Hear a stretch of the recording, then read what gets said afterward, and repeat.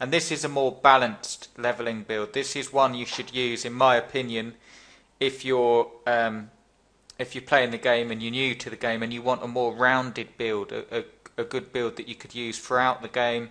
You could even use it in dungeons and so on without having to change your build round. So I'll put the skills and traits on, and then I'll give you some information why I'm picking what and so on. So weapons wise, what we're going to do is go for the greatsword, and we're going to go for the longbow, and for your aquatic weapon we're going to go for the harpoon gun. Okay, so that loads your skills in. Now what we're going to do is for your heal skill or healing skill, we're going to have healing surge. Here we're going to have for great justice. We're going to pick a few banners. You're going to have banner of discipline, and you're going to have banner of strength. Okay, now for your elite skill you want battle standard. Okay, so that's basically your skills loaded in there. Now what we're going to do with the trees, you want to put 20 on strength. You want to pick up powerful banners, because obviously we've got some banners there to make the most of them. And you also want to pick up slashing power as well.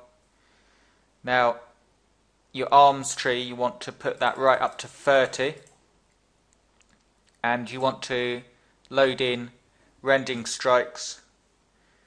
You want to put forceful greatsword, and you also want furious for critical hits and bleeds and so on. Now moving down a bit, for your tactics you want to put 20 points on tactics, and you want inspiring banners, again making the most of those banners that we've got, and you want empowered there.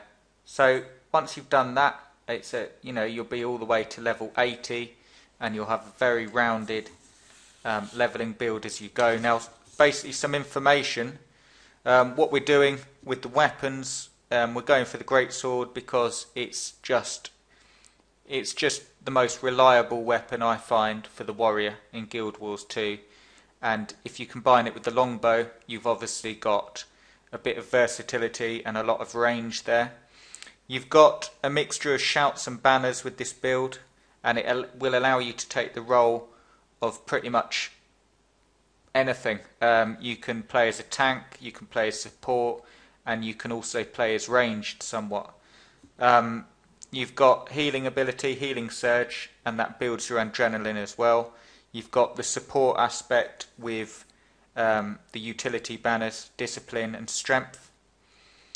And you've also got the shout for great justice, and that will give you fury and might to you and your team.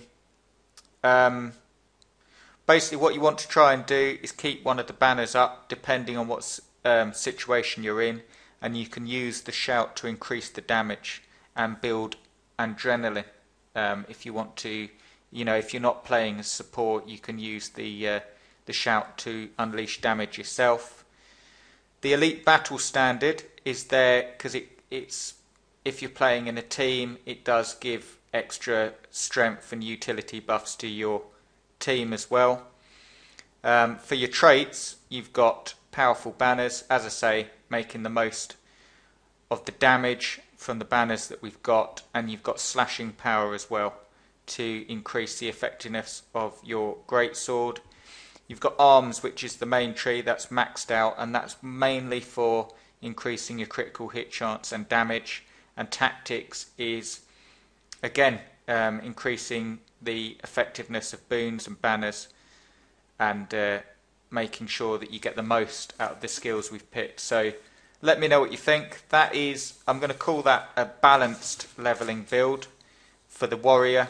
I would recommend that to anyone looking for a balanced leveling build. Of course, it's not going to be as high damage, it's not going to be as high defense, but it rests somewhere in the middle, and it will make for a good build if you just started the game and you want to level up fast. Okay guys, let me know what other builds you want to see and I'll get working on them. Cheers.